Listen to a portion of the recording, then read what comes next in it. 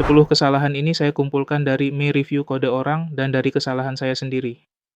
Bukan daftar yang bisa kamu tebak. Tidak ada kurang belajar di sini, tidak ada kurang niat, semuanya kesalahan teknis yang bisa kamu perbaiki minggu ini juga. Dan yang paling sering bikin orang gagal di interview bukan nomor 1, tapi nomor 9.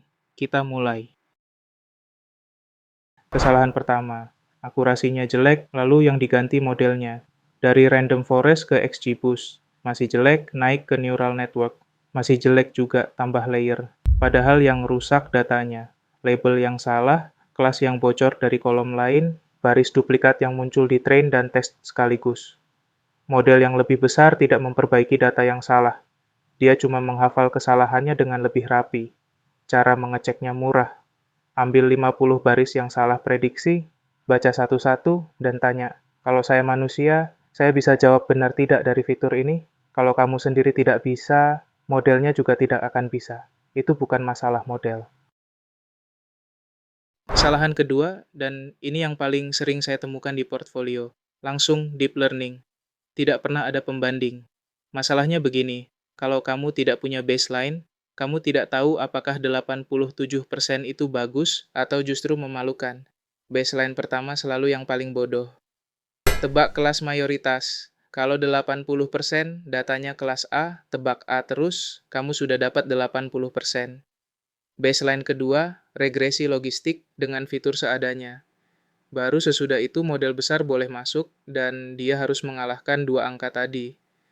Kalau tidak mengalahkan, dia tidak dipakai. Saya pernah lihat project pakai transformer selama 3 minggu, kalah dari regresi logistik yang ditulis dalam 20 menit. Baseline itu bukan formalitas. Dia yang memberitahu kamu kapan harus berhenti. Kesalahan ketiga, ini yang paling berbahaya karena gejalanya justru menyenangkan. Akurasi kamu tiba-tiba 99%, rasanya menang. Padahal itu alarm. Bocornya biasanya dari 3 tempat. Yang pertama, normalisasi sebelum split. Kamu hitung rata-rata dan standar deviasi dari seluruh data, baru dibagi train dan tes. Berarti test set sudah ikut menentukan angka itu. Dia sudah bocor. Yang kedua, fitur dari masa depan. Kamu memprediksi apakah pelanggan berhenti berlangganan, dan salah satu fiturnya adalah tanggal pembatalan. Tentu saja akurasinya sempurna. Yang ketiga, baris duplikat. Data yang sama muncul di train dan tes. Modelnya tidak memprediksi, dia mengingat. Aturan praktisnya satu kalimat, split dulu baru sentuh datanya. Semua yang dihitung dari data harus dihitung dari train saja. Dan kalau hasilnya terlalu bagus, curigai dirimu sendiri sebelum kamu merayakannya. Kesalahan keempat, memakai akurasi untuk data yang tidak seimbang. Contohnya konkret, deteksi penipuan transaksi. Dari 1000 transaksi, 10 yang penipuan. Model yang bilang tidak ada penipuan untuk semuanya dapat akurasi 99%. 99% dan menangkap 0 penipuan. Yang harus dipakai precision, recall, dan sadar bahwa dua-duanya saling tarik. Naikkan recall, kamu menangkap lebih banyak penipuan, tapi lebih banyak transaksi normal ikut diblokir. Naikkan precision, tuduhanmu lebih akurat, tapi lebih banyak penipuan lolos. Dan pertanyaan yang menentukan bukan pertanyaan teknis. Yang mana yang lebih mahal buat bisnisnya? Salah tuduh pelanggan jujur, atau meloloskan penipu. Kalau kamu tidak menanyakan itu, kamu tidak sedang memilih metrik. Kamu sedang menebak.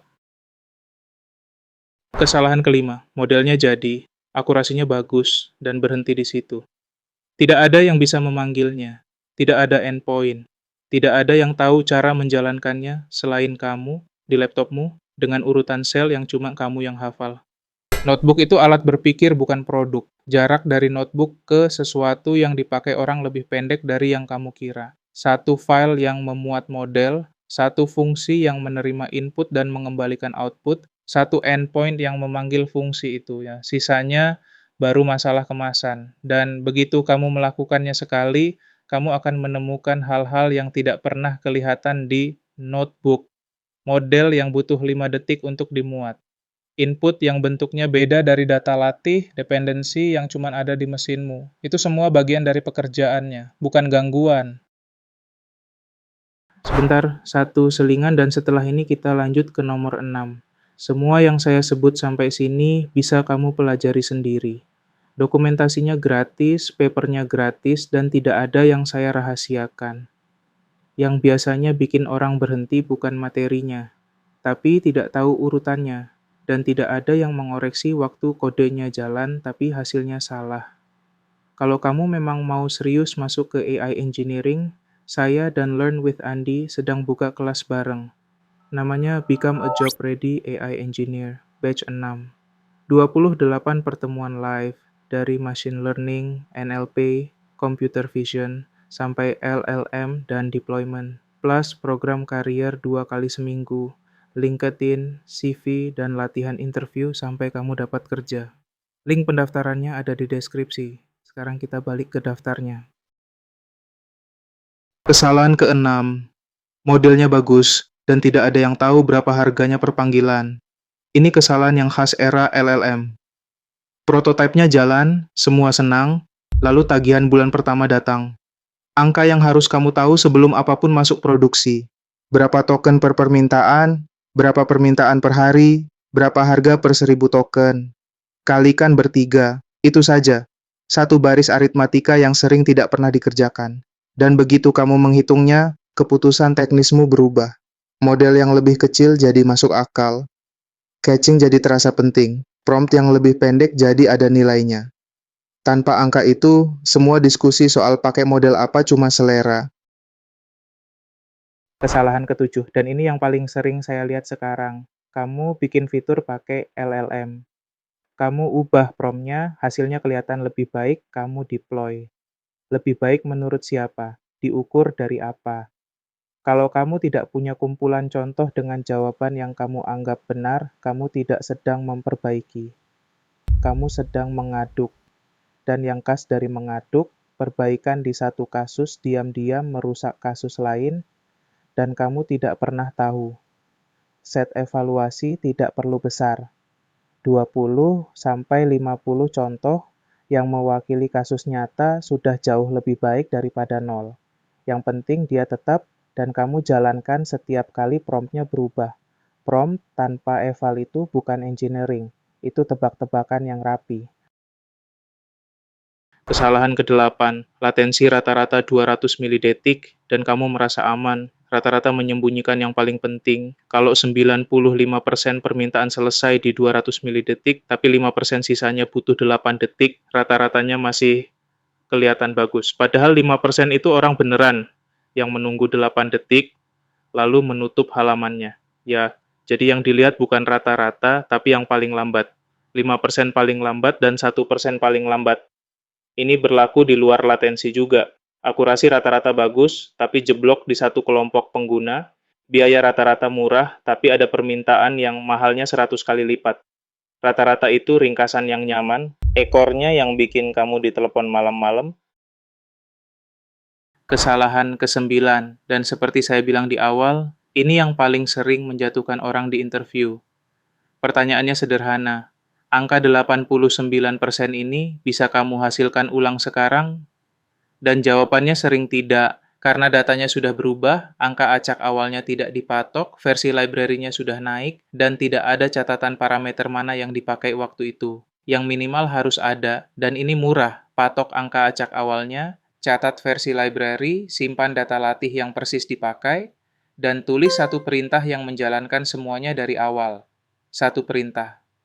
Bukan 12 sel yang harus dijalankan dengan urutan tertentu.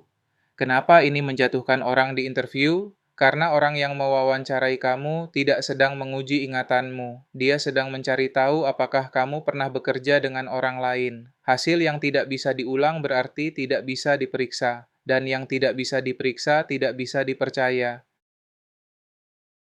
Kesalahan ke-10, dan ini penutup daftarnya.